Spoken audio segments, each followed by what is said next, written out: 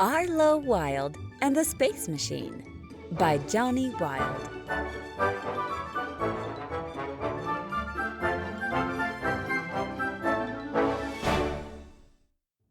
Arlowe Wild sat back in his chair, double-checked his seatbelt, and reached across to hold the hand of Yai. "Beginning countdown," said the mechanical voice over the intercom. "Ready, Yai?" said Arlowe Wild. "As ready as we'll ever be," she replied. Arlowe Wild, with his black-haired and dark-eyed face, smiled a huge smile at his granny Yai. 5, 4, 3, 2, 1, lift off, boomed the intercom voice. As the rockets fired, they shot off into space like a cork from a bottle with a huge whooshing noise. Their trusty rocket, the Space Piglet, was pointed straight at the planet Beynoo. "Okay, Arlowe, time for sleep now. It's a long, long flight," said Yai. "But I'm too excited to sleep. We have Mummy Holly to rescue." They looked out of the window by their side and watched Earth drift off into the distance as they continued to zoom upwards. It grew smaller and smaller, and the windows were filled with glittering stars and moons of the distant galaxies.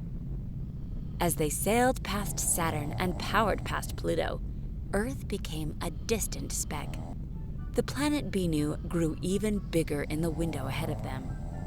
Arlowe and Yai snoozed together until it was nearly time for tea, which they ate together and told each other happy stories about life at home with Mummy Holly. Soon they came into a land on a bleak, black landscape that looked a lot like a moon that had been ground up and burnt in a pan.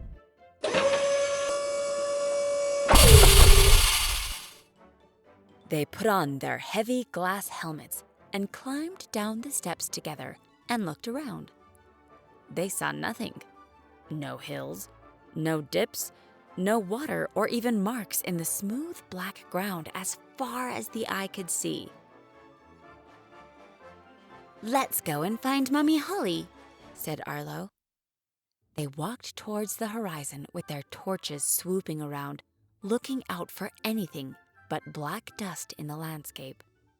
After walking for a few minutes, they looked back towards the Space Piglet that was glowing in the distance. It hung under a cloud of mist, with Earth silhouetted behind. "Don't worry, Arlowe, we'll find her," said Yai. He smiled a gentle smile, trying not to look too worried. Suddenly, the ground started to become boggy, and they had to slow their walking. It became gloopier and gloopier until it was so thick they couldn't move their feet.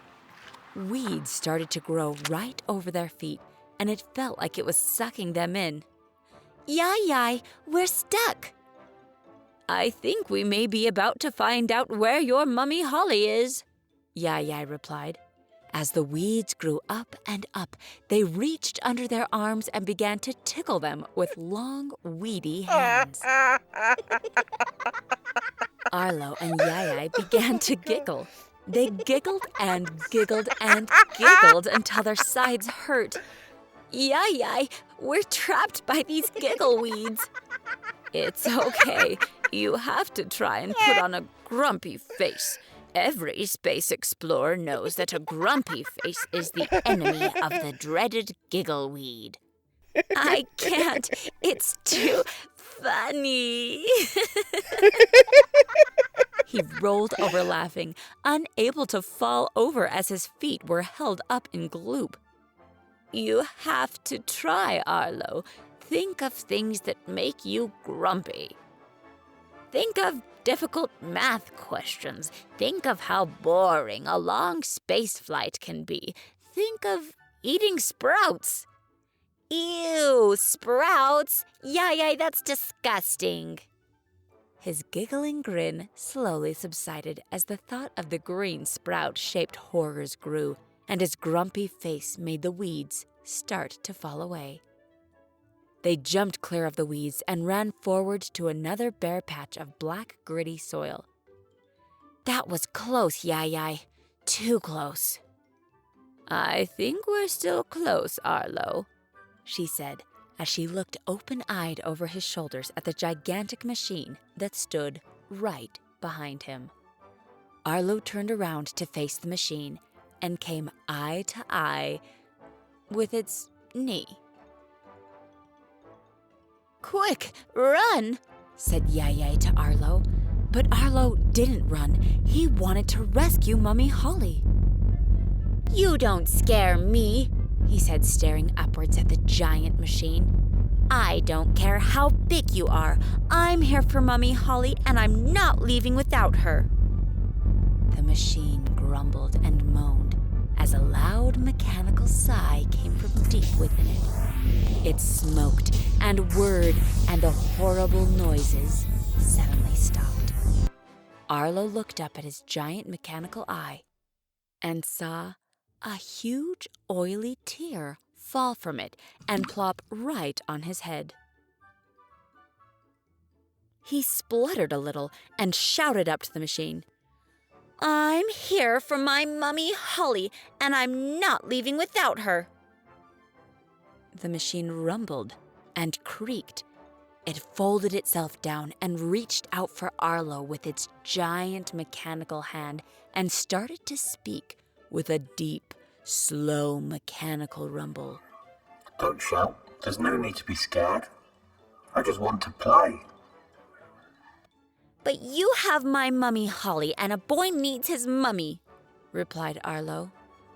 The machine rumbled some more, and a creaking door began to open where its top pocket was. A platform came out from the huge pocket, and out walked Mummy Holly. "Hello, Arlowe. Hello, Yai. What on earth are you doing here?" "We're here to rescue you." "But I don't need rescuing. I was going to be home for tea later today when I finished my reading lesson with Stephen." The machine wasn't a machine at all, but a very nice and very large space machine called Stephen. Sorry, I didn't realize we'd been reading for so long, and your Mummy Holly is such a good teacher, and I'm learning all sorts of new words. She's teaching me to be a boy too, just like you, Arlowe Wild. Arlowe Wild was lost for words, and so was Yai, but only for a minute, as she always had something wise to say. "Why don't we all sit down together and listen to the end of the story Mummy Holly was reading with you, and then you, Stephen, can come home for tea with us," said Yai, as she had a very large dining room table, and there was always room for one more around it, even if they were huge. "I'll bake cherry scones," she added. And she did, and they all had a lovely tea together and became the best of friends forevermore. The end.